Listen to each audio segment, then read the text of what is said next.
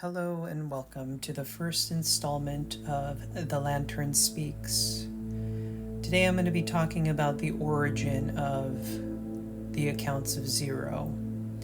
Ultimately, this is a collection of stories or parables about some of the more difficult concepts of life. And in particular, these stories are a compilation of my own life experiences. Everybody has their challenges, everybody has their difficulties that they go through, and this is essentially a combination of all of those things put into myth. So there's a lot of symbolism that you'll find within the accounts of zero. I call them the accounts for short.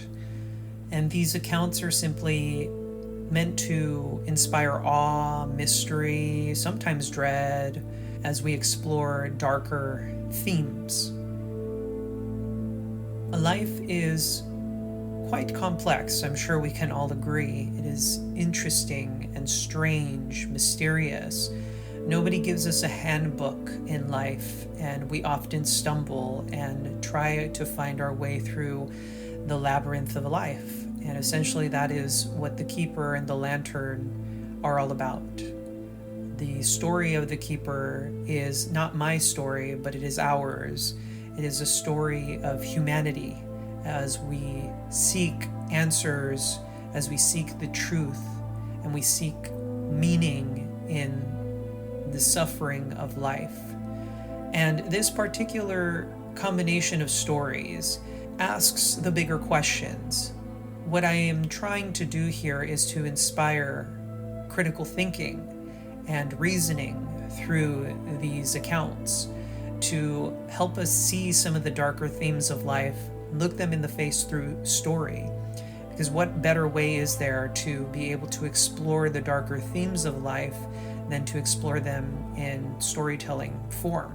The Keeper and the Lantern have their symbolism, though I'm not quite ready to share the entirety of the Keeper and the Lantern, but one of the things that inspired the Keeper and the Lantern was the tarot.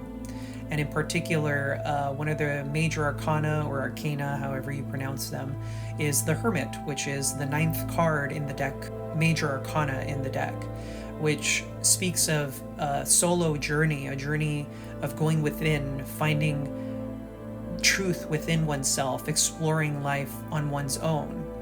And oftentimes, most of the deeper truths of life are not necessarily always discovered with the assistance of others. Now, granted, in order for us to discover truth, we also have to be able to compare our lived experience and knowledge with the lived experience and knowledge of others. But the beauty of the Keeper and the Lantern is that of self-exploration and asking the bigger questions on one's own. So essentially, the accounts of zero are just that. They are a compilation of parables to explore the deeper meaning of life, to explore the deeper truths of life, and to stare into the abyss and find whatever knowledge we require in the moment.